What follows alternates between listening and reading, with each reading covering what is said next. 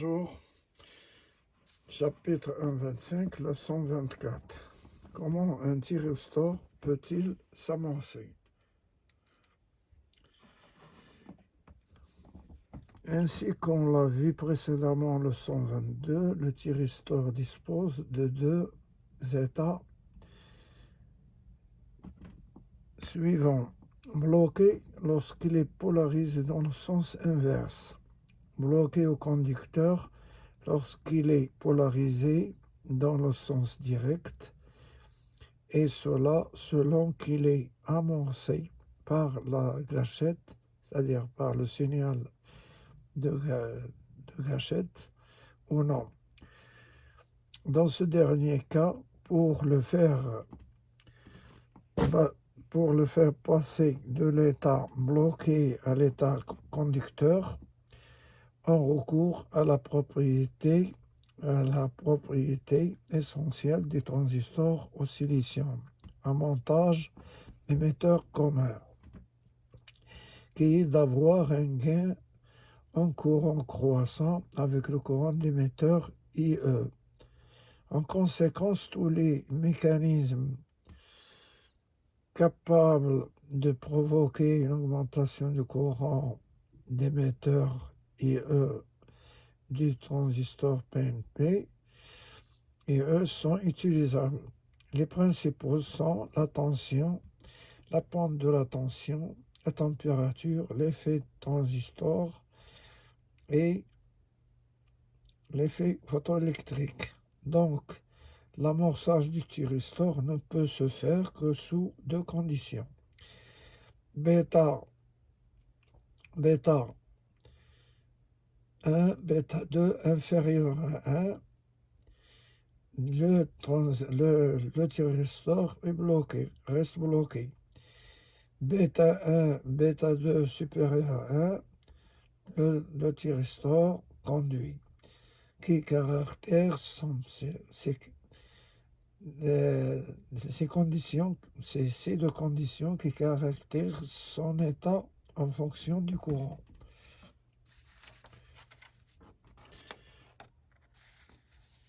Dès que l'amorçage a eu lieu, le bouclage des deux transistors,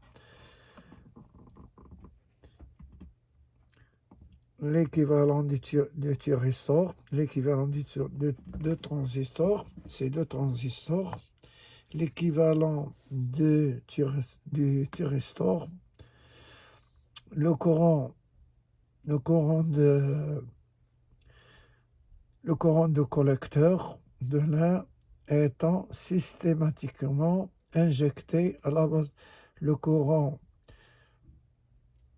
du collecteur de l'un sera injecté automatiquement sur la base de l'autre, systématiquement à la base de l'autre, et les fait conduire à saturation, c'est-à-dire conduction. Et ils se maintiennent dans cet état de saturation, même si l'impulsion de gâchette,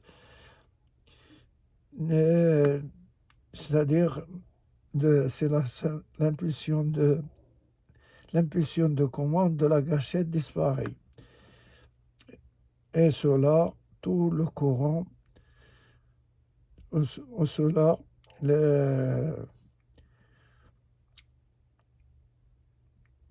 tant que le courant anodique IA est présent et maintenu, c'est-à-dire présent ou maintenu.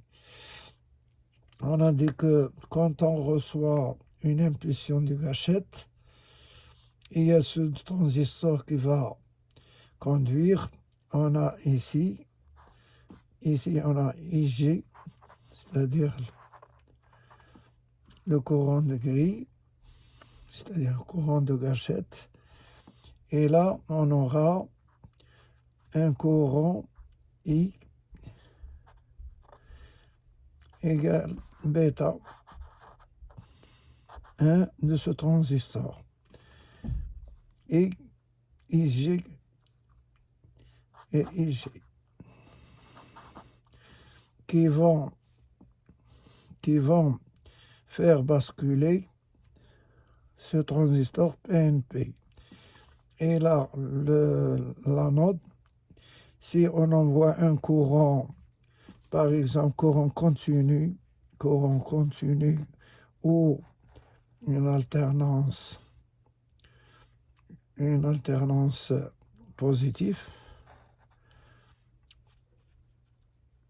c'est-à-dire seule cette alternance, il y a le transistor qui va fonctionner, il y a un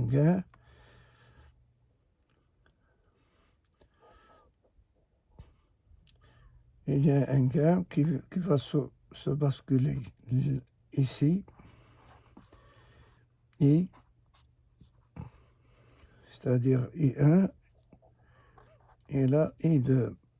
I2 qui va se basculer, qui va devenir bêta 1, ça bêta 1 IJ, et là ils vont devenir bêta 1, bêta 2. Et là, on aura, parce que là c'est un transistor à émetteur commun.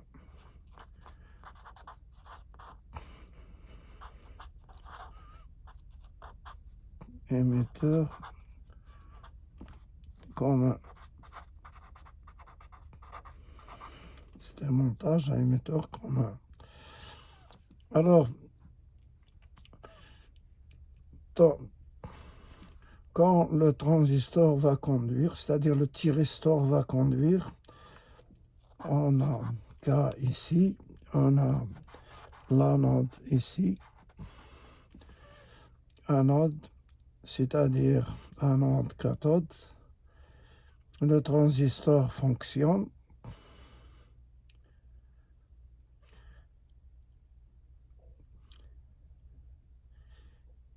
et si on coupe l'impulsion, par exemple, on a l'impulsion là, comme ça, on a, c'est-à-dire, on a l'impulsion qu'il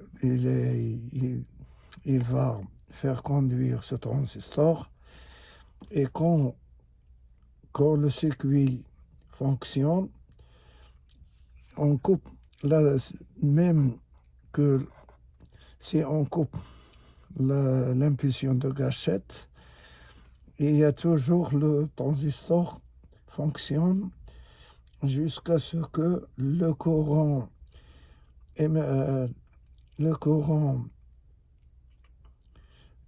qui vient de l'extérieur diminue, tend à diminuer vers vers une tension, c'est-à-dire que la tension va devenir presque inférieure à ce qu'on a besoin. Le transistor va se bloquer. Mais dès qu'on a excité, c'est-à-dire on a mis l'impulsion de gâchette et le transistor et le thyristor fonctionnent, on coupe le courant IJ, c'est-à-dire de la gâchette, et le fonctionnement continue. Fonctionnement continu jusqu'à ce qu'il n'y a plus de courant anodique. Merci de votre attention et au revoir.